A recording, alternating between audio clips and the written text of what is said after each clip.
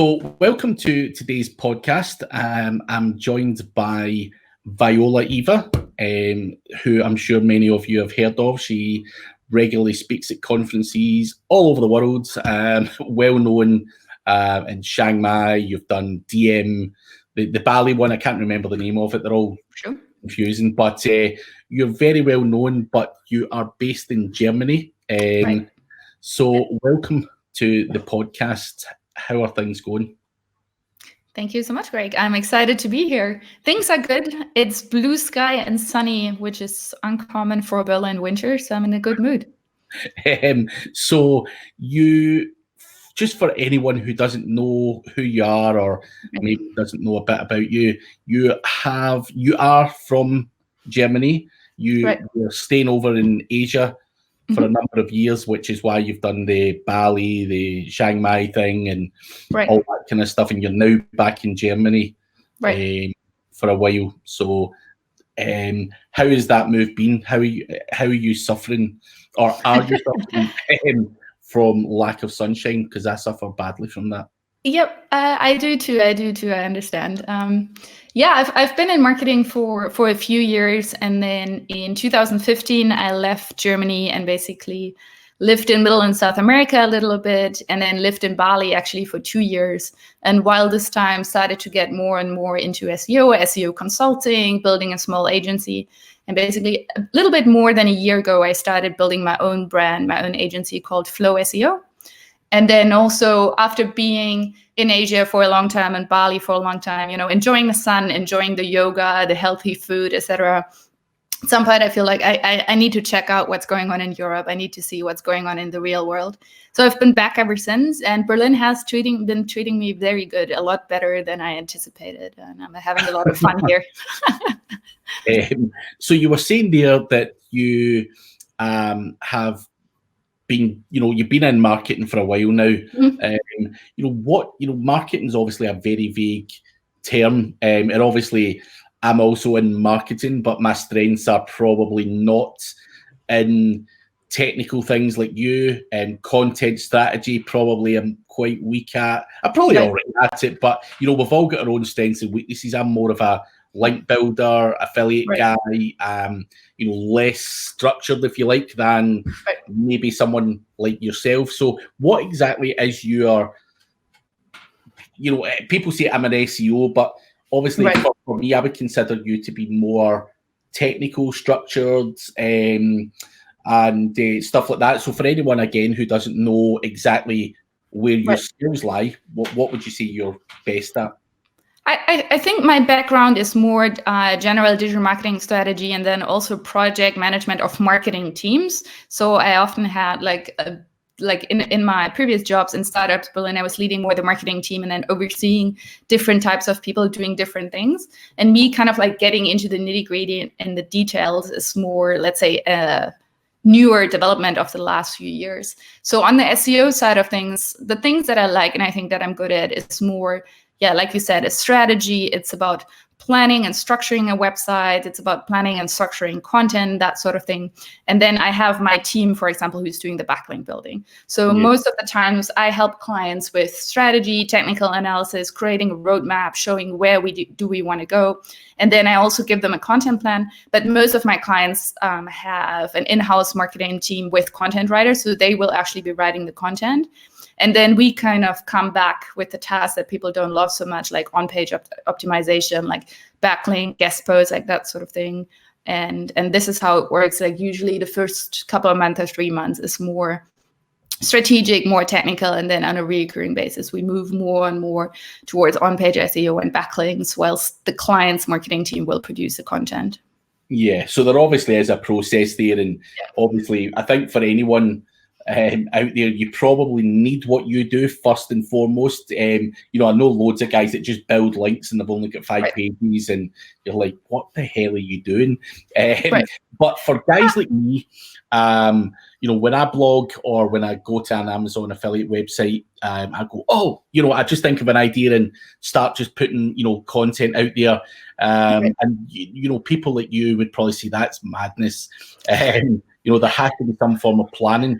But what I'd love to know from someone like you is, how far ahead do people like yourself content plan for? Is it like a 6 months plan you've got, or tell me a bit more about how that actually works? Right. The way I look at it, I think links are amazing and they work super well, and there's no way around them. But I do think getting the foundation right and getting your content structure right kind of is like an accelerator or a brake for your link building. And basically, I think website structure and content can be like a rising tide for all your links and just make it all so much more effective. And then the other thing I always say is, at least content and your website, that is in your control, right? You can do and implement and make the changes that you want to do. You're not reliant on someone else, building a link to your website. So that's why I like cleaning up the website and the content first. And usually I work roughly, I say, in quarterly iterations.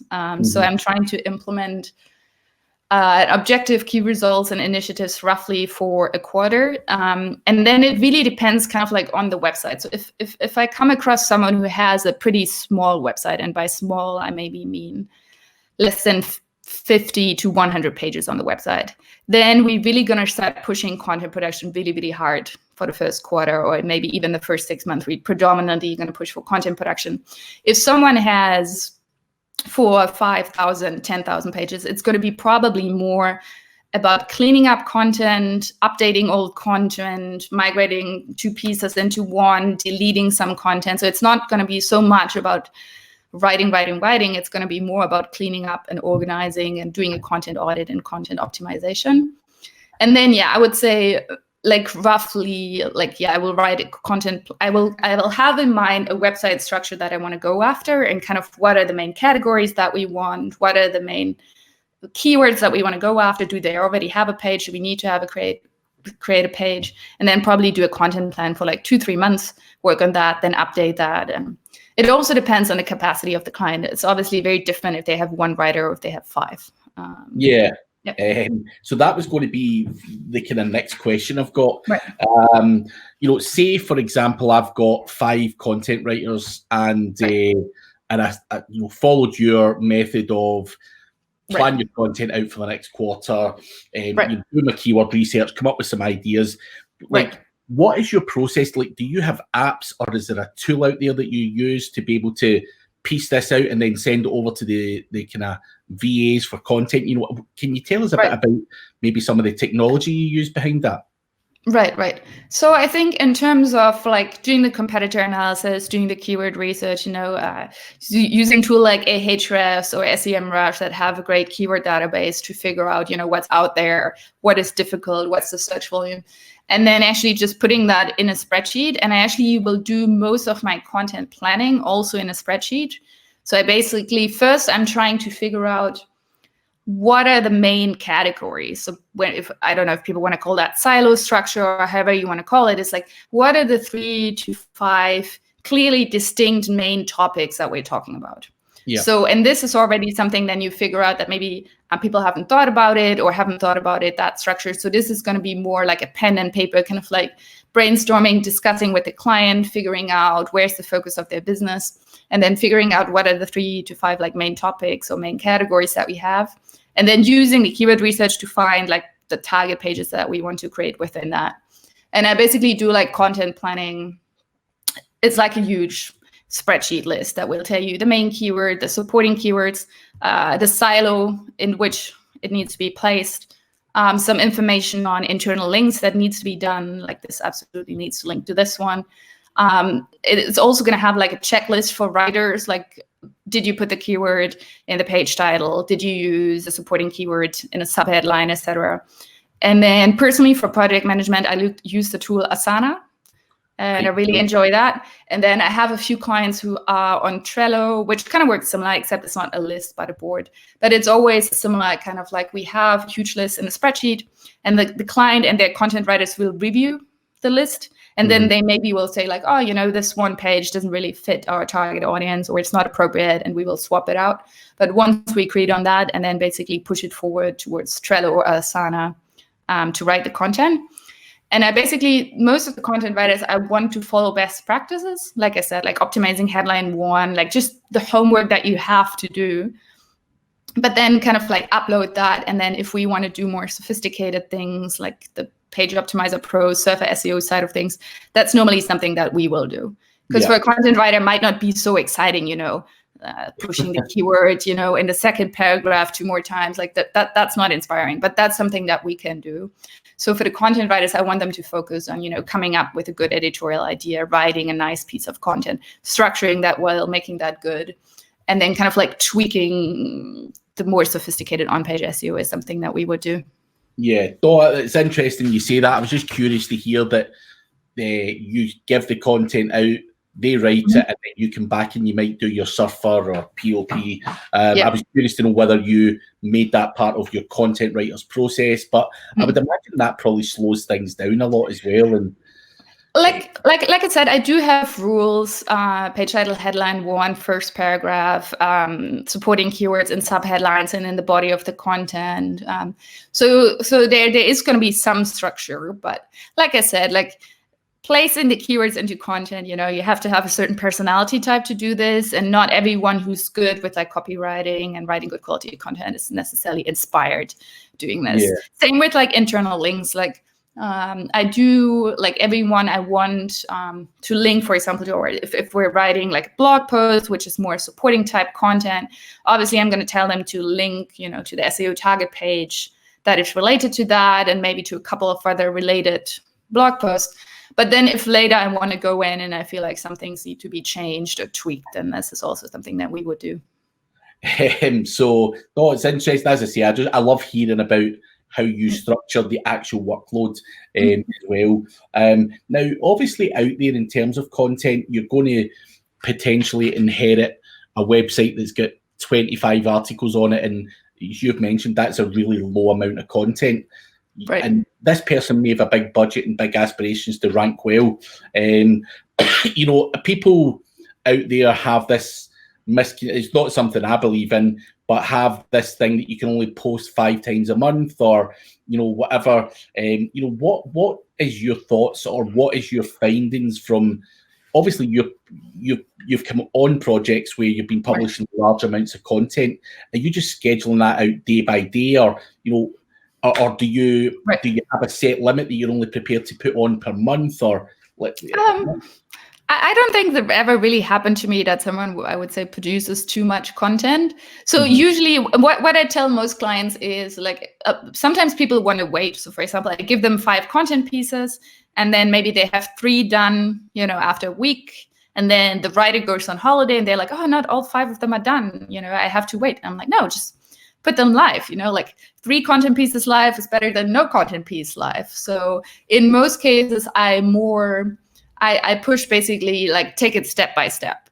Like don't take 20 content briefings, write 20, and then feel like you have to wait until all of them are done and then put them live. If you have 3-4 done, you can start uploading and getting them going. But I mean, if it happens to be that you have 20 live, 20 ready on the same day, like I'm not necessarily against uploading them at the same time also. But yeah, in most cases, it's more, I feel like I'm more pushing people to put stuff live earlier and put stuff live step by step. That seems to be a more common issue than people having too much content and I have to slow them down. So one question I've got for you, and it's not really relating to the content as such, but you are probably best equipped to answer this because you're dealing with content writers all the time. Where, if, for example, and I'm assuming you outsource a lot of content and stuff like that to various parts of the world, where do you find the best content writers? Because I've heard people saying South Africa is the place to go. Right. People saying the Philippines is kind of not so good because their first language is not English, and so on. So what's your kind of findings on where to find those people? Good question. So everything that happens on page, so that's usually the client's marketing team. So because I work with a lot of Americans, they actually often have an American marketing team and American content writers.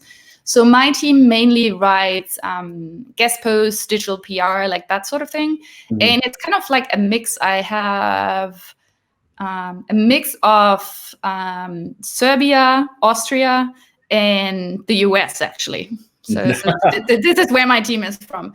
And I found them on all kinds of places, like whether that's a platform, so for example, for more the remote work type, so there's, for example, there's Dynamite Jobs, there's JobRack, which is like an Upwork focused on Eastern Europe. There's actually my editor and one of main digital PR person, I think we originally met on Upwork. So it's been kind of a wide mix. Like I liked giving people like test pieces quickly, and I always do paid test pieces also, and then kind of like see how does that working relationship look like? Do I want to continue with these people? Actually, Matt recommended me the Facebook group Cult of Copy, so I also had a few people from there before. Yeah. But yeah, I think it's kind of like I pretty quickly see if someone works the way, I like it, and if we're in a good flow. So I'm not really focused on one platform specifically. Yeah, no, it's again curious. Sometimes the obvious is right in front of you. Just grab an American writer, rather than always looking for this special, country that's got all these amazing writers. I think we're obviously very well in the UK, and most of the guys that I talk to are always just saying, "Where's the cheapest and where's the where's the cheapest and the best?" It's, they don't always. It doesn't always tie up with that. I mean, for example, English is not my first language either, right? So I'm even having like my own content needs to be edited because there's going to be some spelling or some grammar, etc. that's going to be off. So I like having a native English editor or writers as well. Just because I know I'm going to make some mistakes with grammar, and I need to iron that out. So if I publish a guest post on some someone else's website that I actually write, like when I do the stuff for Search Engine Journal, etc., I still need to get that edited. So and all the content that I do is always going to be edited by a native speaker. So what I want to go on to next in terms of content is you obviously mentioned when we were talking offline about Google's increased entity understanding, and I've had other people on the podcast talking about using the Google NLP tool and all that kind of stuff. And I'm just curious to know, obviously these technologies and everything else is, and Google's understanding of what's going on is increasing day by day, I'm sure. How does that fit into your system, your content planning? So I want to talk to you a bit about that and what your thoughts are on stuff like that. I think you're actually right with what you say with the NLP, with the natural language processing, like people talking about like how well is Google actually understanding content? Like, is it like, it's obviously different. Google going in and counting ranking factors, like, this has 20 links, keyword is used 18 times, this is on HTTPS. This is Google counting ranking factors. It's more like a mathematical equation. And now Google is getting better and better at understanding content, and it's better and better at understanding synonyms and variations. That's maybe the first thing, right? It now understands that luxury hotel, 5-star hotel, and boutique hotel seem to be related concepts, which maybe before I didn't really understand that this was even a similar thing. So I do think, for example, like rating one page for every long tail keyword, like these are just things that are not going to work anymore because Google understands variations and synonyms. And I think the more interesting part today is it also starts to understand relationships between concepts. So I think whether people talk about natural language processing or whether they talk about entities, what they're trying to say is that Google is starting to understand the relationship between concepts. So it understands that, I don't know, like what people always say is like mother and father or king and queen, that those are kind of like entities at an equal level, and one is kind of like a masculine, one is a feminine, and Google is starting to pick up on that. So for me, this is great because it means that you can work a lot more targeted and a lot more precise in many ways. So when you talk about content production and, we have to write so much content, etc. So it's not necessarily so much about, hammering 20 blog posts for every long tail keyword, but creating one kind of like cohesive evergreen things that has as well respects the characteristics between the different concepts. So for example, what I usually say is like, if people have a website about food, and then you want to make sure that the categories I mentioned before that are clearly distinct is maybe something like fruit, meat, and vegetables. And then obviously, if you write a piece about apples, this needs to live within the fruit universe. And Google understands that apple is kind of like a child of fruit. And so I think for someone who likes structure and for someone who likes to be organized, it's great because you're starting to understand that Google is very OCD. And the more you can respect that and the more clean you can be, the more you avoid keyword cannibalization, duplicate content issues, similar content issues, and basically helping Google to meet search intent, which I think is the ultimate goal.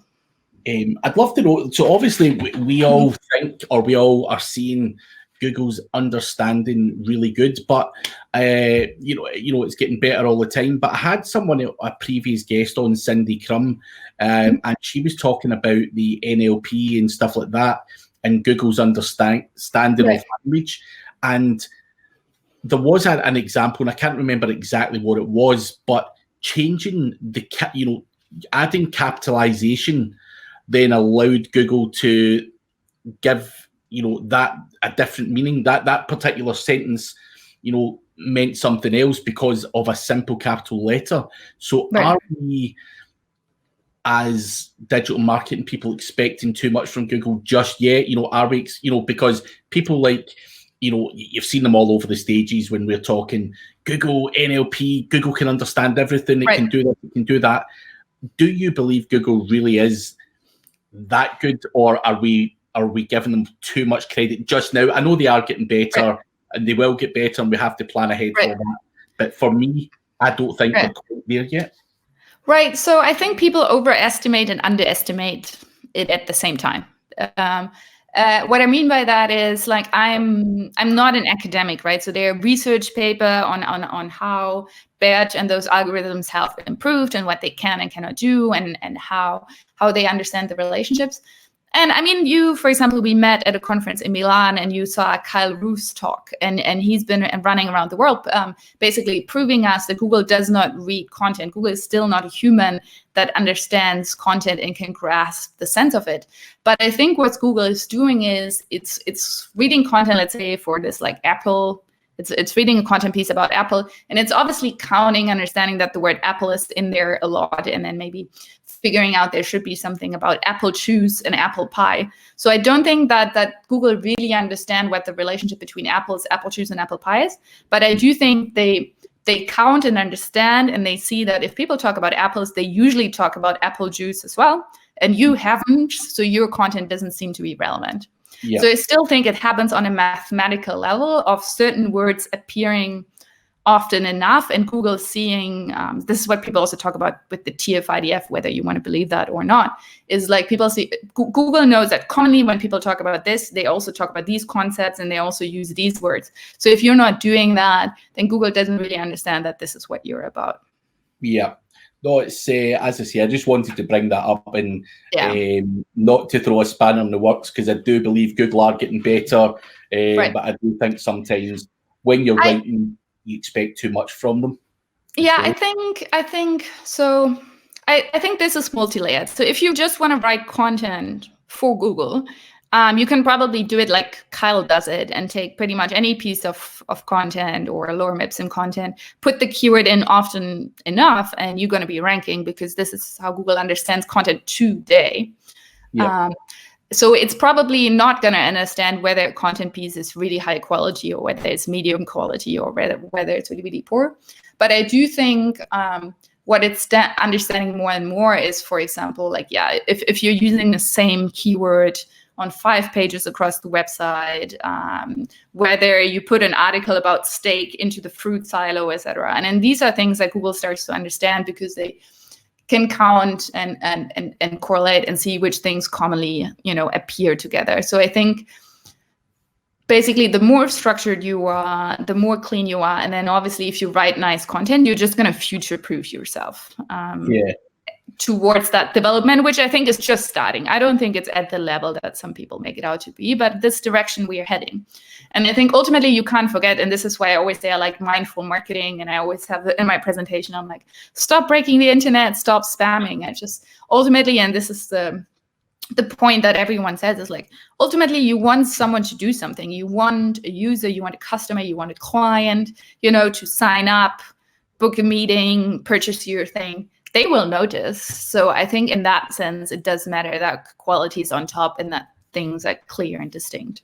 I think so. The key word that you said there was future proofing, and we all, as marketing people or SEO people, worry the one day you're going to wake up and your shit's going to be gone.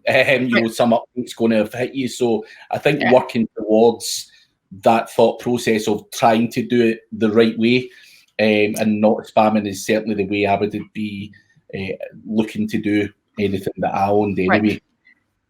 And I mean, there are some loopholes, if you're trying to exploit a loophole or outsmart it, there's certain industries and things where I think it's great. Like if you find a good hack or if you find a good loophole, and especially, for example, if you're in the affiliate game, you might want to go for it and, rank a site well. And then if it gets taken down in a couple of years, you might be putting up a different one.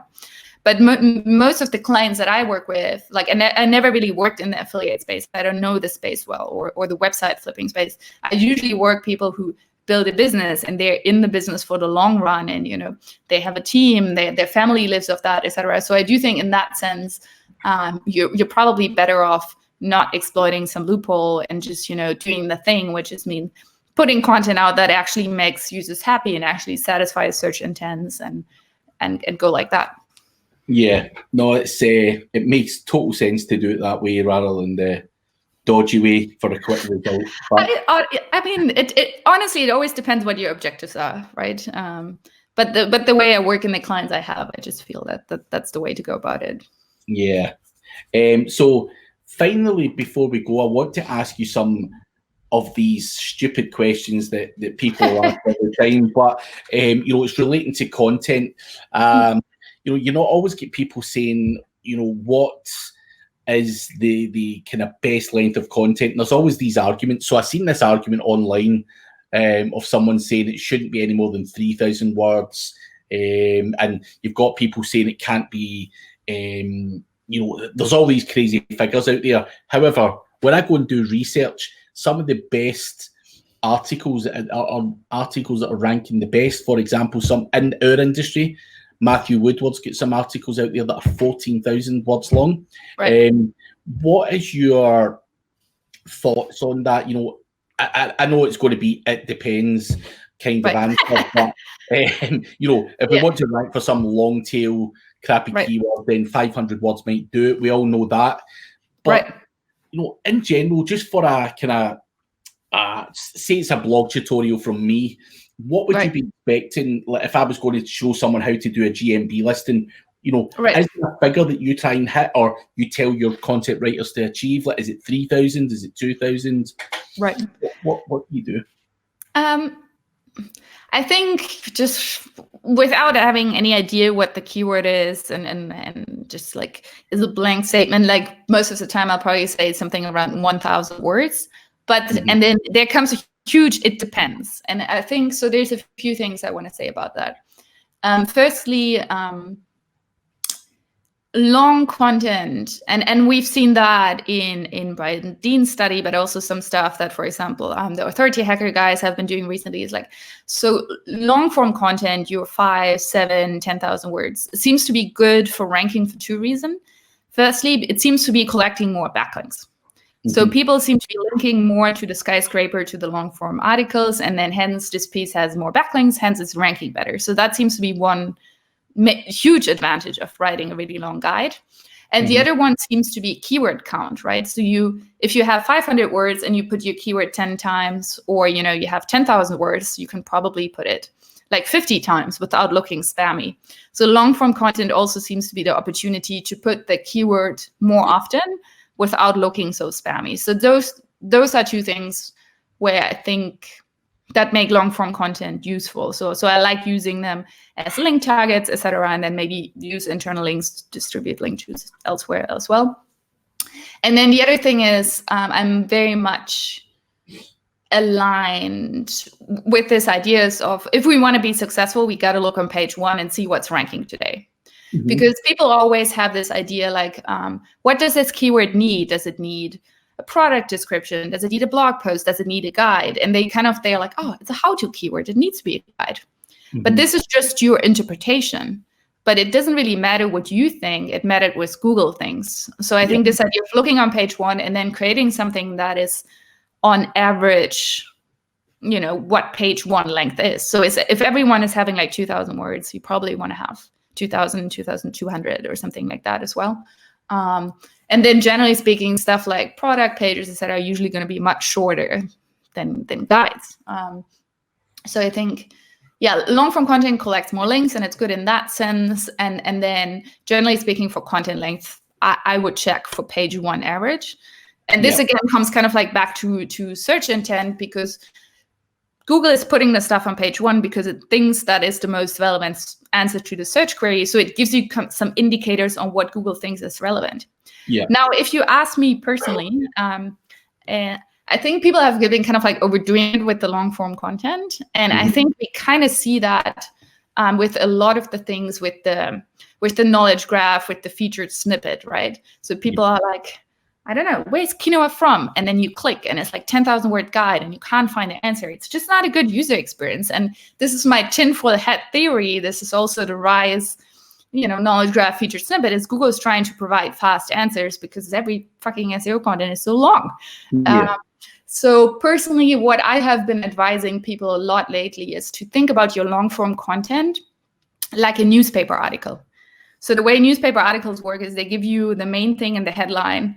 And then if you only read the first paragraph, it's basically like an executive summary. And you can already get the main point of the story by just reading the first paragraph. And then if you want to understand more, this is where the entire newspaper article goes. So I'm basically, instead of doing the regular kind of like, blah, blah, blah, why is this happening, long introduction, wall of text, and then giving people the tips, like 2,000 words in, I recommend people to... It's just my office. All right. I recommend people to satisfy search intent and give them the answer in the first paragraph. And I know that sometimes it cannot be done because the answer is more sophisticated. But in that case, I would recommend people to tell them when the answer comes. So tell them in the first paragraph, I'm going to do some introductory, blah, blah, blah. And then maybe also have a table of content that allows people to jump to the right part of the text. So, but yes, again, so this is my tinfoil hat theory on people are more on mobile, people don't have time, people are distracted, like people are starting to want quick answers from Google again. And this is something that we're seeing. So if you're writing a long form guide, at least give people their answer quickly. Well, that was going to be my next question for you, was would you recommend adding a table of content to the long form articles, because I'm seeing more and more people doing that. Matt Diggity and various other guys who are all doing that, and I'm like, should I implement that? Should I not? But I think what you're saying is right. People just want the answer straight away and can't be bothered. And the thing is, ultimately, again, you want people to do something on your website, right? You want them to do a second click, download something, etc. So what I always say, give them the answer and then give them a reason to stay. Yeah. And I think withholding the answer is, it's kind of the wrong way to think about user engagement. I think in most cases, you can give people like a preliminary answer in the first or second paragraph, but then there's always, there can be examples, there can be case studies, there can be graphics. Like there's so many other things to say that are worthwhile for people to stay, read more, watch a video, or click another article. So that's my philosophy. Give them the answer quickly and then give them a reason to stay. No, it sounds like a perfectly plausible answer to me. Sadly. And by the way, I have to force myself. Like sometimes if I write a guest post for someone, I catch myself doing the same thing, writing the blah, blah, blah, this is important, this matters, you should think about it. And I catch myself doing the same thing. You really have to force yourself to turn it around and give the value first. Like this is a mental practice, even for me when I do the writing. It's a good tip. But sadly, I don't want to keep you all day. But I do appreciate you coming on. But before we go, do you offer these services to people, or do you only work in your own projects? I'm sure you do take on clients and you do work with people. So if so, what services do you provide, and where does someone who's listening find you? Right. Yeah, so my main business is an SEO agency, which is called Flow SEO. So you can find me at flow-seo.com. And basically we do pretty much what I described today. Is we help doing a technical analysis, we help building an SEO strategy, helping with content structure, content planning, and educating your writers on how to create content, and then basically help both on-page SEO and also backlinks. And we mainly do that for digital businesses. I have a lot of software clients or SaaS, some e-commerce. So if that's a website you have, if that's a business you have and that calls you, feel free to reach out. Yep, reach out. She's a smart lady and knows her stuff. I can vouch for that. So, and thank you so much. Hopefully we bump into each other at more conferences this year. Yeah, I'm certain. But thank you very much for coming on today. Thank you for having me. It has been great fun. Cheers. It's been a pleasure.